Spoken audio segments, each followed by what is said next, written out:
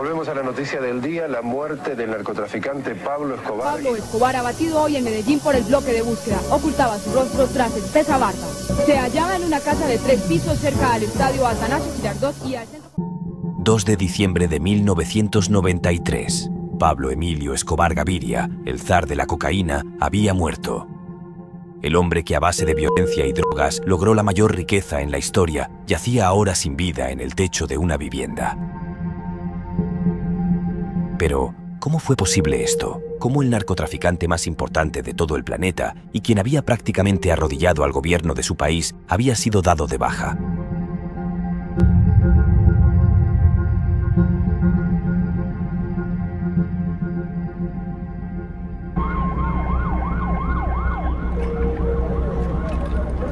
Con la guerra, Pablo Escobar logra que se le garantice la no extradición a cambio de su entrega.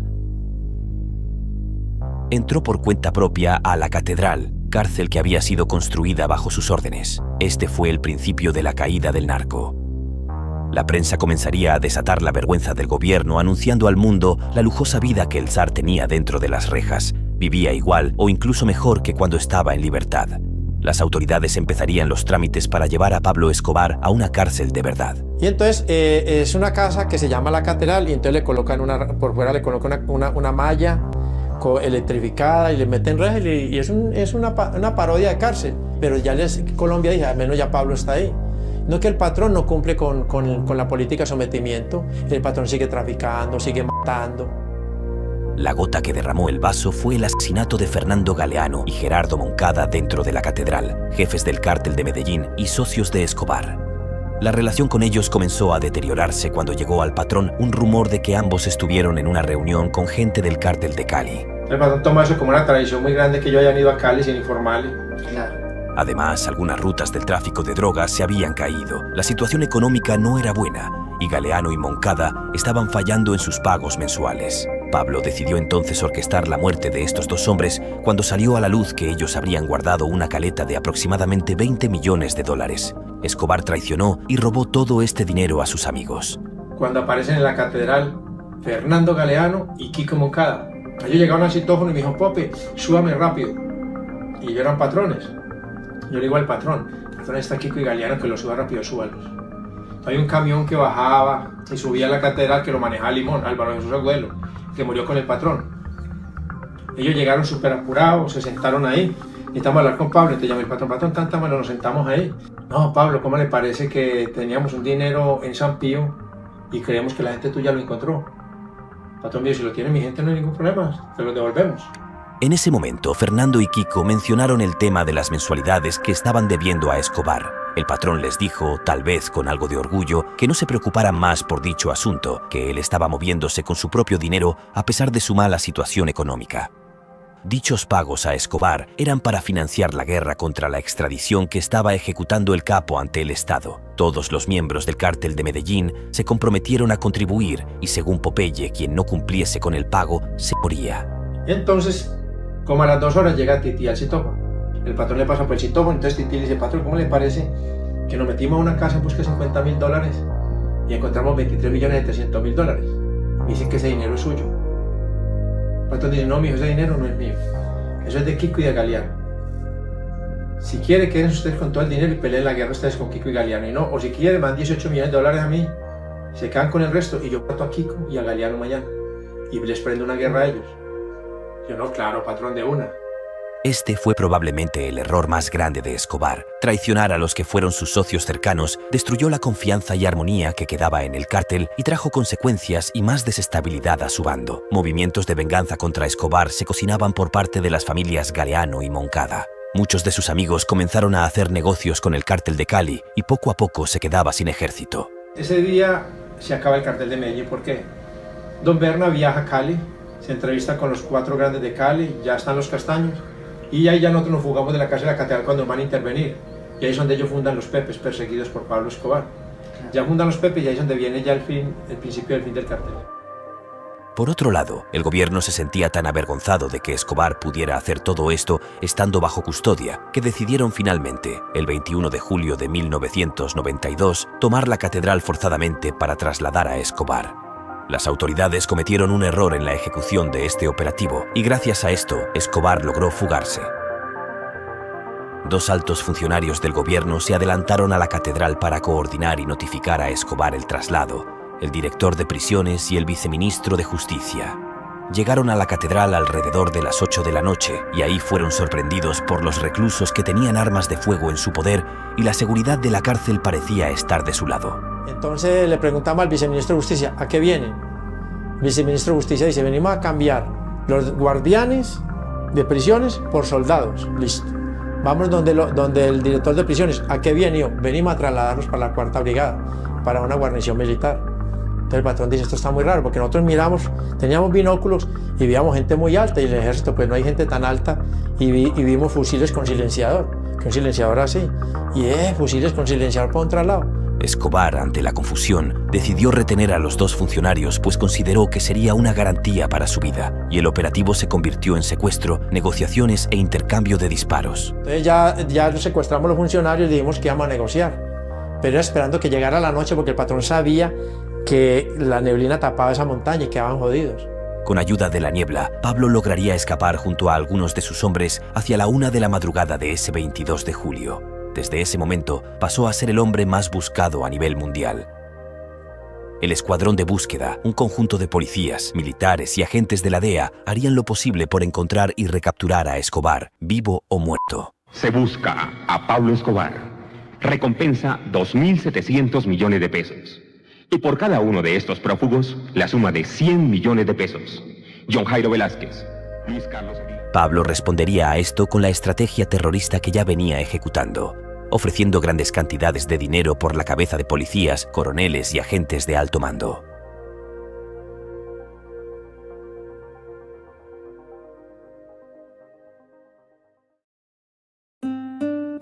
Desde que comenzó a enfocarse en su guerra terrorista contra el Estado y no en los negocios del cártel, Pablo empezó a criar a sus propios enemigos. Decidió perseguir y amenazar a sus socios por no contribuir con las cantidades cada vez más altas que exigía para mantener su guerra desenfrenada, por lo que se generaron divergencias personales y de intereses al interior del cártel de Medellín. Los familiares y allegados de los asesinados Galeano y Moncada comenzaron alianzas con los enemigos de Escobar. Los jefes del cártel de Cali empezaron a recibir visitas de ex colaboradores de Pablo que buscaban protección y venganza. Y ya se iban determinando los participantes de los Pepes.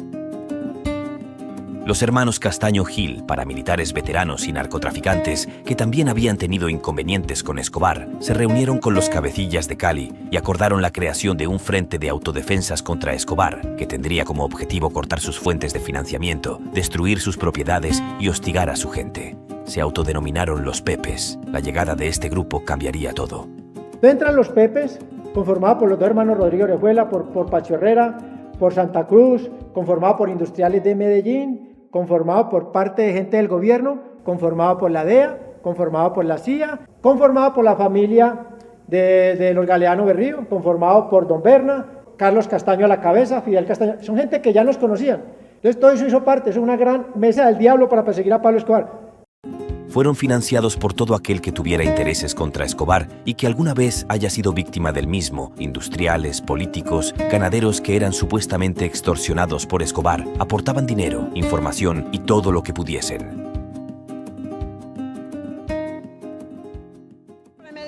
La muerte de Pablo, ya lo habían anunciado por la televisión y por la radio y por todas partes. Esto se lo debo a la contemplación que tienen con los Pepes, porque ellos, el gobierno sabe quiénes son los Pepes. Y se los echa al bolsillo y les alcahuetea. Este ejército de paramilitares, policías, sicarios y hombres del cártel de Cali no escatimaban en armas y actuaron con las mismas tácticas intimidatorias que usaba el cártel de Medellín. Los Pepes destruyeron haciendas y bienes que pertenecían no solo a Escobar, sino a su familia. Asesinaron a sus abogados, desaparecieron a sus escoltas, lugartenientes y contadores. Empiezan a atacar la parte financiera, la parte militar, todo, el de la comunicación, el que le lavaba los carros, todo.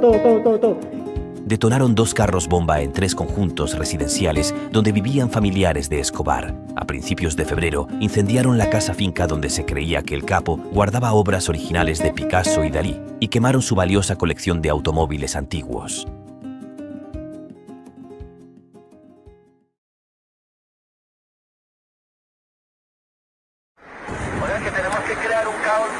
berraco, muy berraco, para que nos llamen a paz. Cuando hay una guerra civil bien berraca, nos llaman a paz. Esa es la única fórmula que yo le debo a él. Y nos dedicamos a darle a los políticos, a quemarles las casas. Y hacer una guerra civil bien berraca, entonces nos tienen que llamar al diálogo de la paz y arreglamos con todo el mundo y se nos arreglan los problemas. No le veo otra solución. Hay que luchar, hermano, hay que poner todo el corazón para esto y nos vamos a morir todos, nos morimos todos. Pablo Escobar, ya con poco ejército y recursos, se veía acorralado y perseguido. A través de la siguiente carta que envió al fiscal general de la Nación, descartó sus últimas posibilidades de negociación y avisó al país lo que se avecinaba.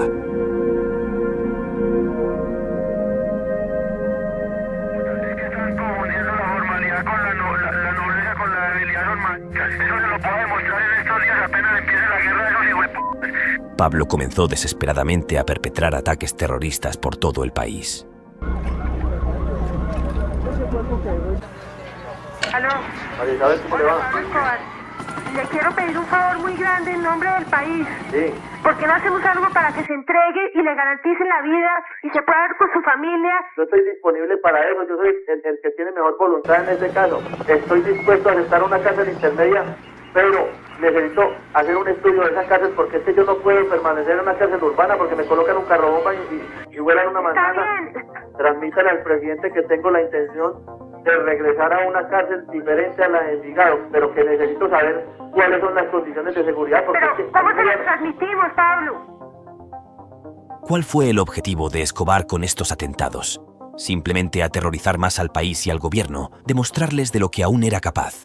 Y esperaba con esto que la nación amedrentada le abriera tal vez una nueva oportunidad de renegociación y pidieran su cese del terror a cambio de sus peticiones. Le quiero pedir un favor muy grande en nombre del país. Sin embargo, lo que logró fue enfurecer más a sus verdugos e impulsarlos en su búsqueda.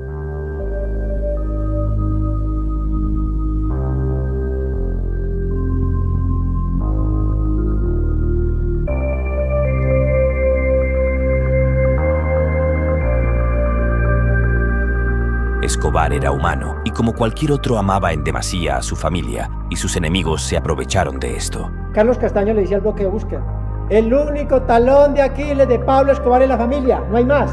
En aquel momento, la familia de Escobar se encontraba desprotegida y Pablo dedicaba sus esfuerzos a tratar de sacarlos del país. Hasta que el 28 de noviembre de 1993, el gobierno de Alemania rechazó acogerlos en su nación a petición del gobierno colombiano. Aquí, en el aeropuerto de Frankfurt, en Alemania, está detenida en este momento la familia de Pablo Escobar Gaviria. De inmediato la policía abordó la nave y retuvo a los 4 viajeros.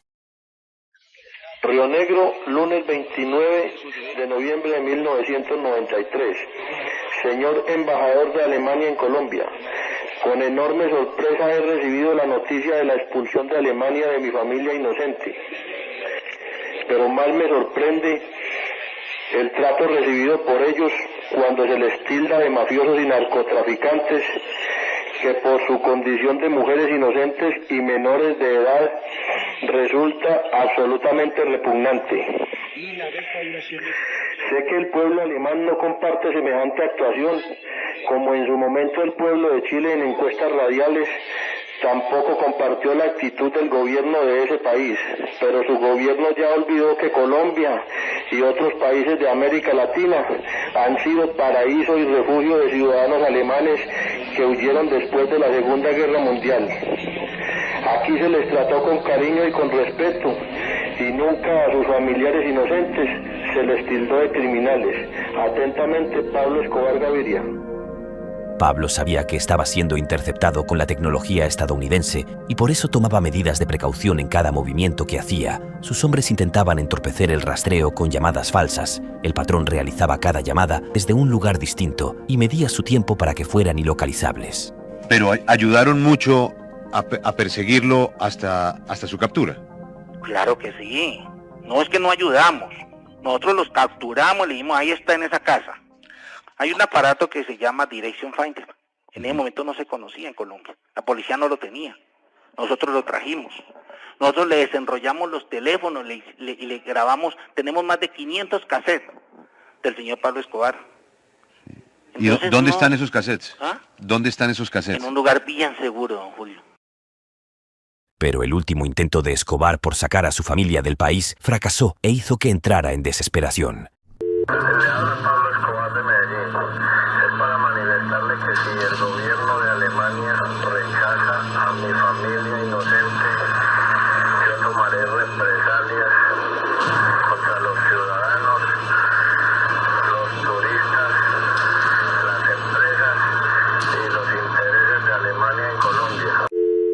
Su esposa e hijos se encontraban ahora en el exclusivo Hotel Tequendama de Bogotá, en manos de la policía. Fue al teléfono de esa dirección que, cada vez más desesperado y descuidado, Escobar llamaba una y otra vez para comunicarse con su familia. Listo, de todas maneras, cuídense mucho, usted sabe que todos lo necesitamos.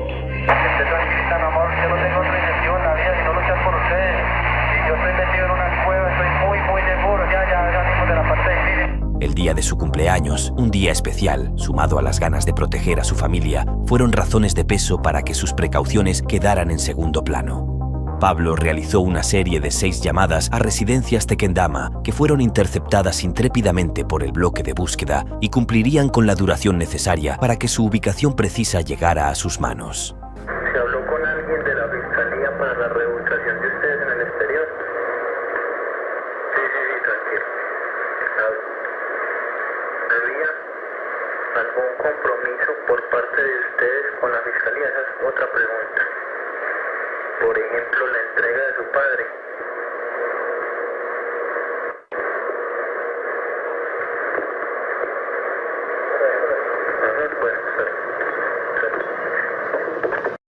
Con ese gran error, su último mayor error, Pablo Escobar había firmado su propio fin.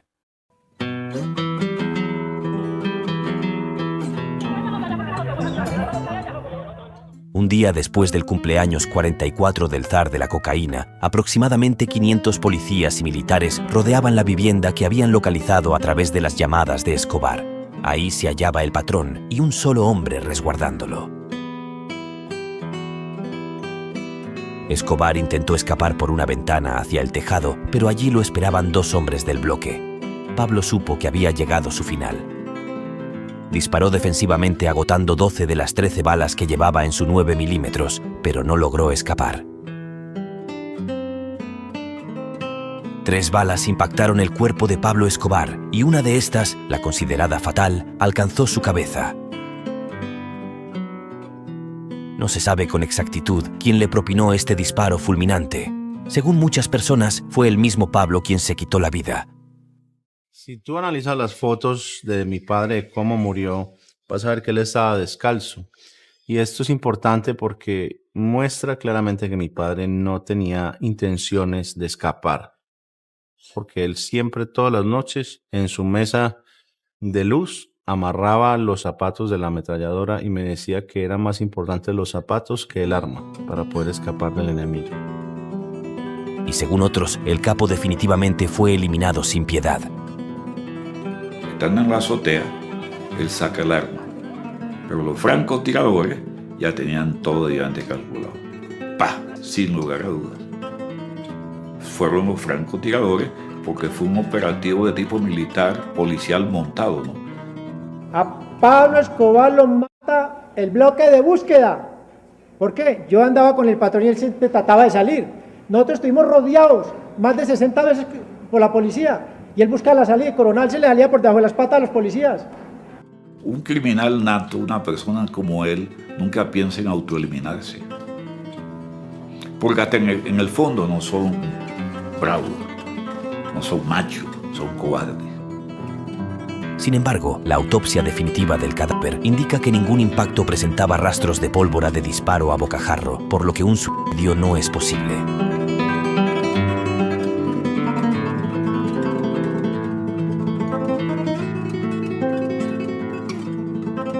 Ay, bueno, no molesta que estamos mirando a ver si es verdad o no es mentira lo de papá. La policía acaba de dar un dictamen ya, una información oficial.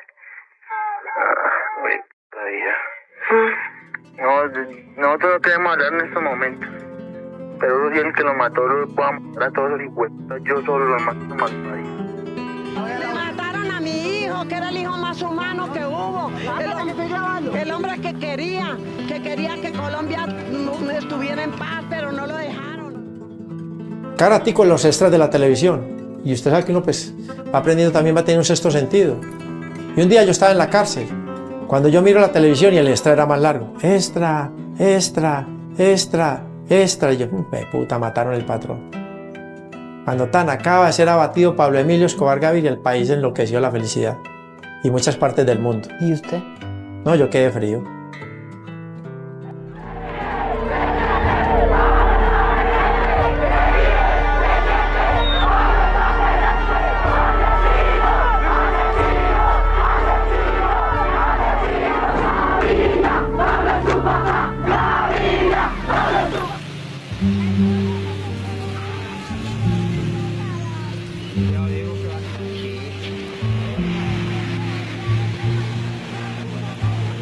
Agradezco en el alma que la tristeza que yo he tenido se ha convertido en alegría al ver este gentío y lo que dicen de mi hijo. Porque estás como un ser